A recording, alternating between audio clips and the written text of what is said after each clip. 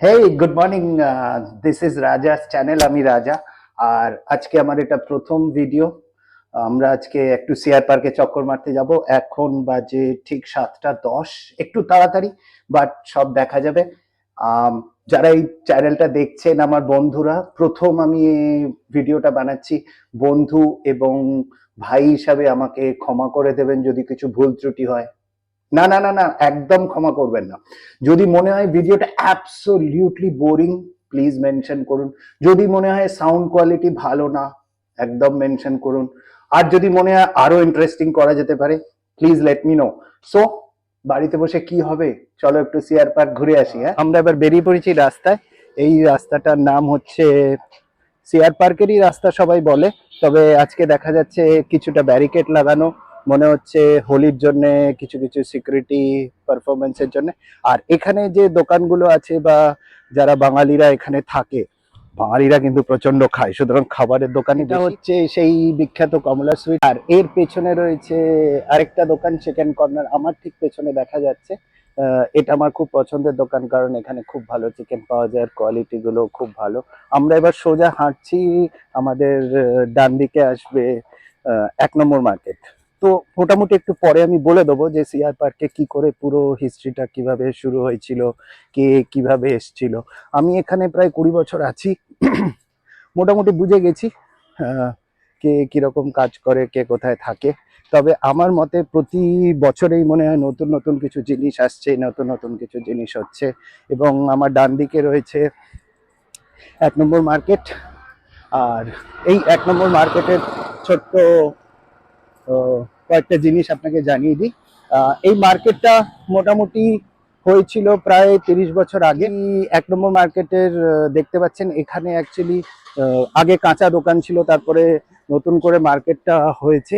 এটা one of the biggest market in Chittaranjan park, কারণ এখানে মাছ পাওয়া যায়।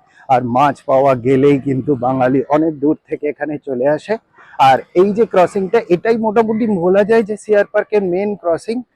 এটাকে বলে 1 নম্বর মার্কেট। জানা হয় যে কোনো একটা অটোওয়ালাকে বললেই ও বুঝে যাবে। তারপরে আমরা 1 নম্বর মার্কেটটা দেখা হয়ে গেল, এরপরে আমরা যাব মন্দিরের দিকে। মন্দিরের দিকে যেতে যেতে এই সোজা রাস্তাতেই মন্দির। আর বাঁ দিকে যদি আপনি চলে যান তাহলে 2 নম্বর মার্কেটের দিকে, আর যদি ডান দিকে যান তাহলে গ্রেটার কৈলাসের দিকে। আমরা এবার মন্দিরের দিকে যাচ্ছি। এইটা সোজা রাস্তা, মন্দিরের দিকে যেতে 3-4 মিনিট লাগবে। তো এই 3-4 মিনিটের মধ্যেই আমি জানাতে চাইছিলাম যে এই সিআর পার্কের পুরো হিস্ট্রিটা কি। অ্যাকচুয়ালি 1971-এ যখন বাংলাদেশ হয়, তখন প্রচুর লোক পশ্চিমবঙ্গে আসেন। এবং পশ্চিমবঙ্গে আসার পরে মিসেস ইন্দিরা গান্ধী, যিনি এর পেছনে ছিলেন, উনি যেহেতু দিল্লিতে থাকতেন এবং ওনারও ইচ্ছে ছিল যে এখানে কিছু বাঙালিরা আসুক, ওনাদের ছোট ছোট জায়গা দিয়ে প্রত্যেককে করা হয়। এবং তারপরে কি হয় যে এখানকার যারা বাঙালি, বাঙালি মানে কিন্তু পড়াশোনা করতে হবে, ভালো কাজ করতে হবে, এইসব করে করে এখানকার বাঙালিরা ভালো কিন্তু পড়াশোনা করেছে, নিজেদের একটা পজিশন বানিয়েছে। এবং এই চিত্তরঞ্জন পার্ক জায়গাটার আগের নাম ছিল EPDP, east Pakistan displaced person colony. সেটা অবশ্য আমি যখন 30-40 বছর আগে আসতাম, এখানে ইপিডিপি বলেই লোকে সব জানতো।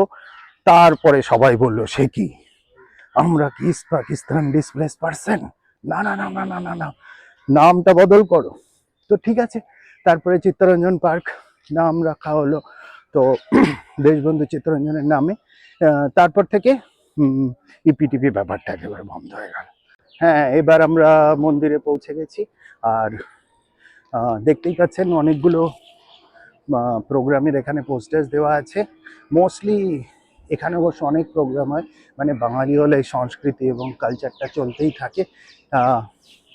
তাহলে চলুন ভেতরটা গিয়ে দেখা যাক কি কি মন্দির আছে।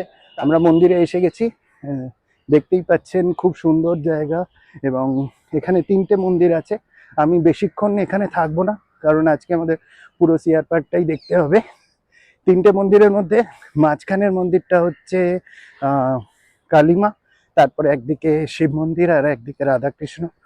আর মোটামুটি এখানে সব পুজোই হয়, প্লাস আলাদা এক্সিবিশন হয়, যেরকম দেখতে পাচ্ছেন আমার পেছনে একটা ফুলের এক্সিবিশন হচ্ছিল। কিছু কিছু ফুল রয়েছে আর বাকি ফুলগুলো এখান থেকে সরিয়ে দেওয়া হয়েছে। তবে একটা দুঃখের কথা বলে রাখি, এইখানে আগে না প্রচুর ভালো তুবড়ি কম্পিটিশন হতো এবং আমরা এসে দেখতাম অনেক উঁচু উঁচু তুবড়ি উঠতো। তারপরে এই পলিউশনের চক্করে গত 10-12 বছর বন্ধ করে দিয়েছে। এবং আমার মতে, সত্যি কথা বলছি, এই একদিনের তুবড়ি উৎসবে কিন্তু খুব একটা যে পলিউশন হয় তা নয়, কিন্তু ওই আর কি। না না না, পলিউশন হবে বাবা।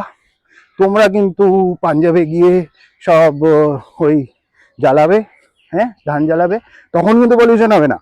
আমরা বাঙালিরা যদি এখানে দাঁড়িয়ে একদিনের সন্ধেবেলার জন্য 10টা করি, তখন কিন্তু বলবে যে না না না, কেন করছো, তুবড়ি কম্পিটিশন বন্ধ করো। ঠিক আছে, আমি এখন বেরিয়ে যাচ্ছি। অনেকে সকালবেলা এখানে ঘুরতে আসেন, আমিও আসি। তবে এখন যেটা বুঝতে পারছি যে সকালবেলাটা অনেক বেটার হয়ে গেছে, কারণ আগে প্রচণ্ড ঠান্ডা ছিল, এখন ধীরে ধীরে আবার গরমটা আস্তে আস্তে আসছে। ঠিক আছে, আমরা এবার মন্দির থেকে বেরিয়ে তারপর একটা নতুন জায়গায় যাচ্ছি। এই মার্কেটটার নাম হচ্ছে 4 নম্বর মার্কেট। 4 নম্বর মার্কেটে কিছু কিছু জিনিস পাওয়া যায় যেটা অন্য কোথাও পাওয়া যায় না, যেমন হচ্ছে হরিণ ঘাটা চিকেন, ঘাটা মিট দেখা যাচ্ছে। আর এইটা মার্কেট, এর সামনেই হচ্ছে মন্দিরের থাকার জায়গা। এইটা হচ্ছে মন্দিরের একটা রেস্টুরেন্ট, খুব ভালো খাবার পাওয়া যায়, একদম বাঙালি বসিয়ে খাবার। তো ঠিক আছে, চলো মন্দির আর আমাদের মার্কেটটা হয়ে গেল। বেরিয়ে যাচ্ছি সিআর পার্ক থেকে, এইখানেই গ্রেটার কৈলাস এবং বাকি যা যা এখান দিয়েই রিং রোডে বেরিয়ে যাওয়া যায়। এটাই I would say the main outlet for CR park. আর ধরুন 4-5টা বাড়ি আছে সামনে, সিআর পার্ক শেষ হয়ে গ্রেটার কৈলাস 2 শুরু হয়ে যাবে এবং তারগুলো আমি গ্রেটার কৈলাসের মধ্যে দিয়ে পেছন দিয়ে আবার সিআর পার্কে ঢুকবো। এই আমাকে আরো আধা ঘন্টা হাঁটতে হবে এবং আধা ঘন্টা পরে আমি কিন্তু আবার আপনাদের সাথে হিন্দিতে বলে मैं फिर आपके साथ जुड़ जाऊंगा आधे घंटे के बाद। Bye bye. হ্যালো, আমরা এবার সিআর পার্ক মার্কেট নাম্বার 2-তে পৌঁছে গেছি। আমি একবার মার্কেটটা আপনাদের দেখিয়ে দিই। এইটা হচ্ছে মার্কেট, এর মধ্যে কিছু কিছু জিনিস, ওই যে দূরে জায়গাটা দেখা যাচ্ছে ওখানে মাছের দোকান, আর এগুলো সব খাবার দোকান না, মানে 90%ই খাবার দোকান আছে এখানে। আর one of the biggest attraction here is দাদুর চপের দোকান। আচ্ছা, দাদুর চপের দোকানটা কিন্তু এখানে অনেক বছর আছে। দাদু মারা গেছেন, দাদুর ছেলেই এখন এটাকে চালায়। ওই যে দূরে দেখা যাচ্ছে দাদুর চপের দোকান।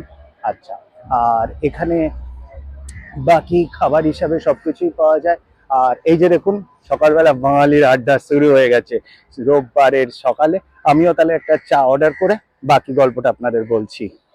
আবার শেষ পর্যায়ে পৌঁছেছি, এটাই মার্কেট নাম্বার 2, আর আমি অলরেডি কিন্তু চাটা অর্ডার করে নিয়েছি। ভাবলাম আজকের ওয়াকটা শেষ করার আগে চা আর বিস্কুট দিয়ে শেষ করি।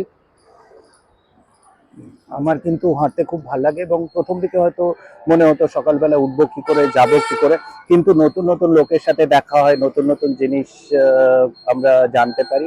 তাই জন্য আমি আমার যারা বন্ধুরা, যাদের নিজেদের অ্যাকচুয়ালি 50 ঊর্ধ্ব বলে, তারা কিন্তু সবাই 55-র কাছাকাছি বয়স, তাদের আমি অনুরোধ করছি সকালবেলা ঘুম থেকে ওঠো। সানডে আমি আস্তে আস্তেই চিন্তা করছিলাম কোথায় যাব। ভাবলাম নেহেরু পার্কে যাওয়া যায়। Nehru park is one of the hate places in Delhi.